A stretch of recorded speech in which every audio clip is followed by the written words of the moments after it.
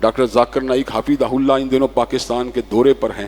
میں نے ان کے اوپر لوگوں کی محبت کو دیکھ کر اور ان کے لیے والہانہ کشش کو دیکھ کر اور ان سے ملاقات کی تمنا کو دیکھ کے اس بات کو اندازہ لگا لیا جو اللہ کے لیے ہو جاتا ہے اللہ تبارک و تعالیٰ اس کی محبت کو لوگوں کے دلوں میں پیدا فرما دیتے ہیں۔ جہاں بھی گیا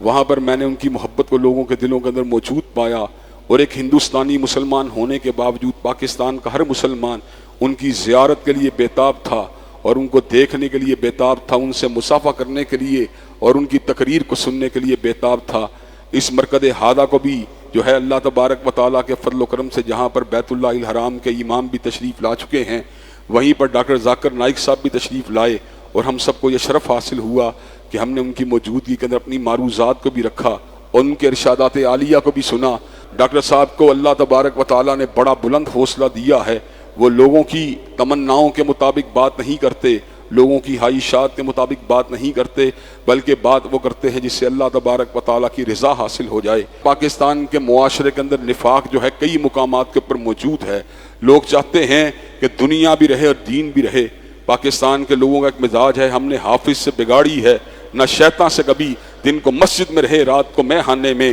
یہ مزاج بن چکا ہے کہ دین کے پر بھی عمل کیا جائے، دین سے نسبت کا اظہار بھی کیا جائے، اور ساتھ ہی ساتھ دنیا کے دھندوں کو بھی اپنی مرضی کے ساتھ کیا جائے۔ لیکن ڈاکٹر ذاکر نائک صاحب نے کئی مقامات کے اوپر لوگوں کی اصلاح کے لیے کئی ایسی باتیں کہیں جن سے ہمارا دل بھی ٹھنڈا ہوا، اس لیے کہ کمزوریوں کے باوجود اور نقائص کے باوجود اور خامیوں کے باوجود ہمیں بھی یہ سبق اگر حاصل ہوا تو حضرت علامہ شہید سے حاصل ہوا کہ حق بات کے اوپر زبان کٹ تو سکتی ہے مگر حق بات سے جو ہے ہٹنا گوارا نہیں کیا جا سکتا۔ پردے داری کی بات کی اور اس بات کو ثابت کیا کہ بالغ لڑکی کی عمر کتنی بھی کم کیوں نہ ہو، اس سے مرد اور عورت کا آپس میں اختلاط کرنے کی کوئی گنجائش موجود نہیں ہے۔ انہوں نے اس بات کو بھی وعدے کیا کہ لوگ ہاں ووٹ بھی دے دیں تو پھر بھی عورت کو اپنا سربراہ اسلامی معاشرے کے اندر نہیں بنایا جا سکتا۔ ان کی باتوں کے پر تنقید بھی کی گئی اور ان کی باتوں کے پر نقد بھی کی گئی۔ ڈاکٹر ذاکر نائک صاحب بھی انسان ہیں، انسان غلطیوں کا پتلا ہوتا ہے، ہر انسان سے سہو ہو سکتا ہے، لیکن اللہ وجہ البصیرت یہ بات کہنا چاہتا ہوں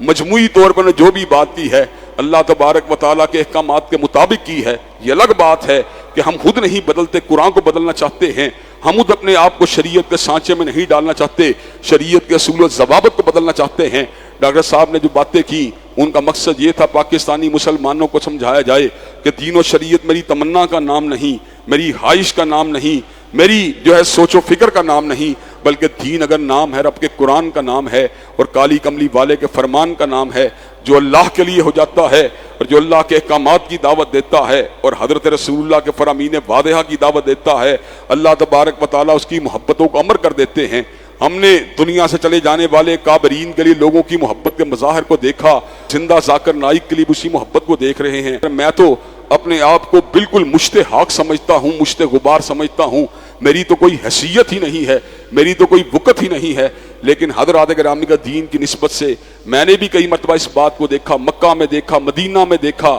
اسی طرح لندن میں دیکھا، مانچسٹر میں دیکھا، جہاں جہاں بھی گیا ہوں لوگ ہم سے بھی اگر پیار کرتے ہیں تو دین کی وجہ سے کرتے ہیں، اور پیار اور عقیدت کا اظہار اگر کرتے ہیں دین کی نسبت سے کرتے ہیں۔ یہ جو نسبت دینی ہے اس پیار کو دیکھ کے اس بات کو واضح طور پر سمجھ میں آ جاتی ہے جو اللہ والا ہوتا ہے اللہ اس کی محبت کو خود لوگوں کے دلوں میں پیدا کر دیتا ہے۔